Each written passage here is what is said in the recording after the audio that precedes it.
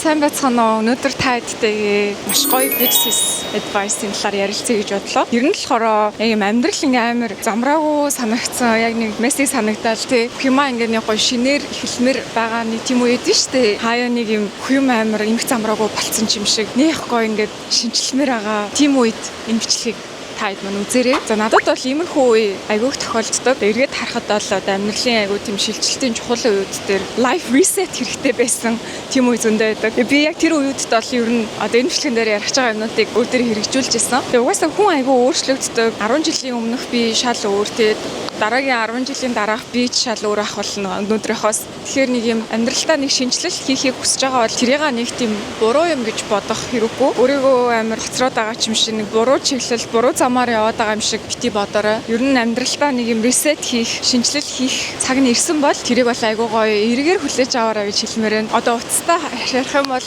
уцаа ингээл унтраахгүй ажиллуулаа л байвал цэнгэн дуусаад унтрна шүү дээ тий. Харин уцаа ингээ ойр ойрхон цэнгэлээд ингээд их юм бол цэнгээ аваад ажиллаад иж чаддаг. Тэгэхээр нэг гоё life reset хийн, амьдралаа гоё зэгцлэн дахиж гоё шинээр эхлэх гэдэг нь тийм муугийн тохиол биш даа бол харин гоё сайнны тохиол санагддаг. За хамгийн түрүүнд миний хийх дуртай юм гэх юм бол ер нь бол өөртөө төрөг зогсох цаг өөртөө гарга. Угаасаа ингээд амар хэцүү болоод яг хүний нэг юм чиний бие мах бод хизээч чамд худлаа ярихгүй. Чиний бие мах бод чамд үргэлж үнэн зөв дохиог өгдөг. Харин тэр дохионуудыг бид нар айгу алгасдаг, бид нар айгу умартдаг. Хэрвээ би чинь яг зогсоод өгөөч ээ. Надад яг нэг юм пауз хэрэгтэй байна гэвэл тэр зогсолтыг нь өгөх хэрэгтэй хэдүүлээ. Тэр нь заавал тийм хурдан ч явах шаардлагагүй. Одоо ингээ зарим хүмүүс ингээ өөртөө амралт өгөхдөө эсвэл ингээ одоо өөртөө нэг төр зогсолт өгөхдөө бас айгүй харан байдаг. Одоо нэг өдөр ингээ ийм ороод гэртээ байж ахтаа амар өдөр алдчихлаа гэж боддог ч юм уу тий. Тийг шаардлагагүй. Ер нь одоо амьдралаа амар гоё шинжилээд гоё reset хиймээр байгаа бол таад маань өөртөө хэд хоног өгөөрэй. Бүтэн 7 хоног өгсөн ч болно. Бүтэн 7 хоног яг өөртөө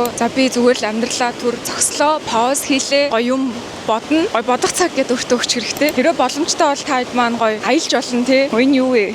Гоё чимс юм хата. Жижигхэн коконат шүү. Тэрөө боломжтой бол таад маань гоё аялж болно, сувлалт явж болно. Яг нэг юм ганцаараа байх орон зайг өөртөө өгөөрэй.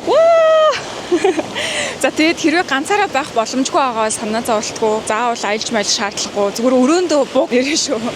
За өрөөгүй бол бүр 0-тоо бууг заяа. 0 юу нэг айгуу гоё штэ. 0 яг ингээд бас хүнд айгуу гоё хувийн орон зай олгодог газар те. Яаж ч байсан та өөрөөсөө боломжоор яг өөртөө амьдралдаа төр зогсох боломж өгөө зогс. Тэгээд хэдэн өдрийг зүгээр гоё өөртөө олго заяа. Инээдтэйгээр хэлэхэд ийм орох цаг өөртөө олго. За ер нь яг ямар үед хүн ингээ амар overwhelmed санагдаад бүх юм давхцаал байгаа амар хэцүү мэдрэмж авдаг вэ гэхээр миний бодлоор бол тарих айгу эмх замбраагүй болсон үед юм санагддаг байхгүй юу. Хитрхи их ачаал тарих авсан үед. Тэгээд маш их ачаал аваад байгаа, маш их бодол дарагдаад байгаа мөртлөө тэдрийг ямар ч юм гадагшлуулах механизм ч юм уу цэвэрлэгээ орохгүй байгаа үед хүний тарих ядрахаар хөл бие яг ингэж унтардаг юм шиг санагддаг. Тэгэхээр хэдүүлээ хамгийн түрүүнд гоё тархиа цэвэрлэх хэрэгтэй. За миний тархиа цэвэрлэх туртай аргууд гэх юм бол зүгээр л бодлоо бичих, journaling хийх гэх юм уу. Journaling яаж хийх вэ гэхээр хүмүүс айгу бас хэцүү болгоод байдаг. Заавал ийм гарчгийн дагуу ингэж бич гэсэн тийм сүртэй арга байх шаардлагагүй. Зүгээр л юу бодогч чинь тэрийг л бичих гэж оролт. Юу бодогч чинь ямар бодлууд бодогдоод энэ зур урсгаад бичээд хідэн хуудас чамаагүй бичиж болно. Би Америкт оюутан байхдаа яг нэг амар нэг сэтгэл зүгээр унжсэн үедээ номын санд бараг 12 цаг сууж юм бичижсэн шүү дээ.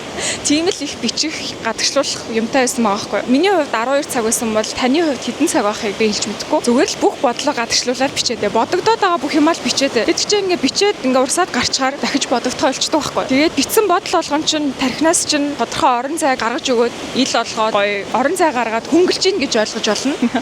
Хүүхдэд дрон хараад баярлалаа дэн. За өөр яаж болох вэ гэхээр ганцаараа толинд хараад өөртөөгөө өрөөндөө 0-тоо тий толь руу хараад яг толь руу харахаар яг нүд чи амар гоё харагддаг. Тэгээ нүднийхээ бүр яг ингээд уг руу харж байгаа. Тэгээ одоо нөгөө сэтгэлийн тойл гэдэг шиг яг нүд рүүгээ харахаар чи өөрийгөө хардаг байхгүй юу? Яг ингээд удаан нүд рүүгээ хар заяа толинд үнэхээр гоёдаг. Гоё гэдэг нь одоо заримдаа амар сайд байх ч үе байдаг. Би амар хэцүү үедээ нүдээ ингээд харахаар миний нүд айгу гонигтай харагддаг. Тийм үе би хэд удаа өөрийгөө толинд тэгж харж исэн. Тэгэхээр толинд хараад өөртөөгөө ярь. Зүгээр л хүнтэй ярьж ам шиг өөртөөгөө ярь. Яг яаж өөртөөгөө ярилцах уу гэж бас айгу хүмүүс мэдтгүү. Толь руу хараад өөртөөгөө яриад үз заяа.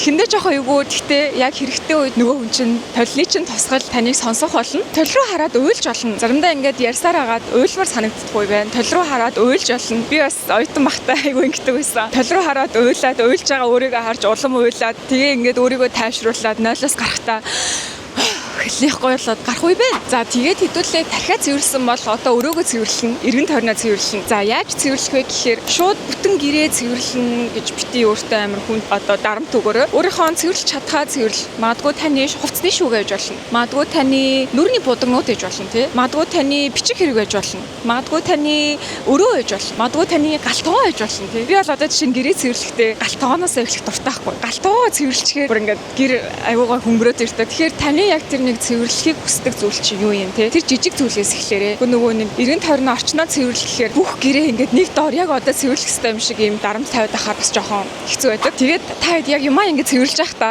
хаяхан байвал бүр санаа зовлохгүй хаяараа заяа. Гэтэ ингээд энэ тэмчим хэрэгтэй, эмчим хэрэгтэй гэд би Америкт ажилладаг багт манай нэг захирал аюу офсо цэвэрлэх амар дуртай байдаг гэсэн. Тэгээд бид нэг ингээд бөөнд нь ингээд офсо цэвэрлүүлдэг заяа. Тэгээд цэвэрлэхдээ юу гэж хэлдэг вэ гэхээр сүүлийн 3 сар хин нэг нь ашиглаагүй бол шууд хай гэдэг гэсэн. Тэгээд манай офс ингээд аюу хөнгөн цэвэрхэн юм гоё өнөртэй офс гэдэг байсан байхгүй. Та хэд маань бас сүүлийн 3 сар ч юм уу сүүлийн 6 сар сүүлийн жил хэрэглээгүй бол хайж болно. Тэгээд яг тархины ингээд цэвэрлэгээ хийхэд нөгөө нэг бодлоо бичгээр тархи ингээд хөнгөрдөг шиг та хэд эргэн тойронд байгаа жижиг сажиг юм хэрэглэхгүй юм ингээд хаяхаар орон зай үсэн шүү дээ. Яг тэр үүссэн орон зай нь бас та нарыг аюу гоё тайвшруулдаг. Шинэ энерги, шинэ юм орж ирэх тэр урсгалыг бас нээж өгдөг шүү. За дараагийн миний хийдэг юм бол аюу энгийн гэхдээ аюу чухал basics буюу одоо амьдралын суурь зүйлстэй илүү анхаардаг. Тэр нь бол нойр, хоол. Нойр хоолоо цэгцэл гэж хэлэх бол аюу том зүйл яг үнэндээ. Гэхдээ одоо аюу энгийн алхмуудыг хийж болно. Жишээ нь нойрондоо бүр яг илт анхаарах тий. За эсвэл одоо хоолж байгаа зүйлдээ яг эрүүл хоол оруулах гэж үзэх юм уу. Ер нь яг бүх юм ингээд амар цэгцгүй, замбраагүй, ингээд амар дарамттай ингээд санагдаад байгаа үед нэг амар тийм ид шидийн юм хайхаас илүү яг амьдралынхаа суурь зүйлсийг анхаарал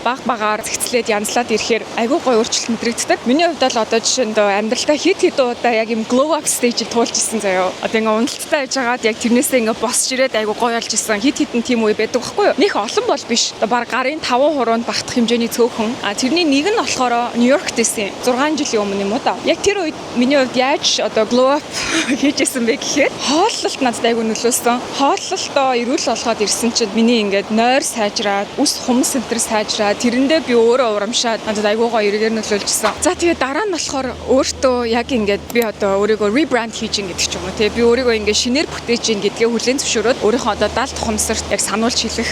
Тэгээ яг тэр шинээр бүтээж байгаа үе шат чи ямар үе шат ах юм гэдгийг гой тодорхойлчихсан юу. Тэр одоо юу гэдэг би өөрийнхөө юм гой тайв эрх чөлөөг мэдэрсэн тийм гой тайван calm era руугаар нэвтэрч ийн гэж хэлж болно те.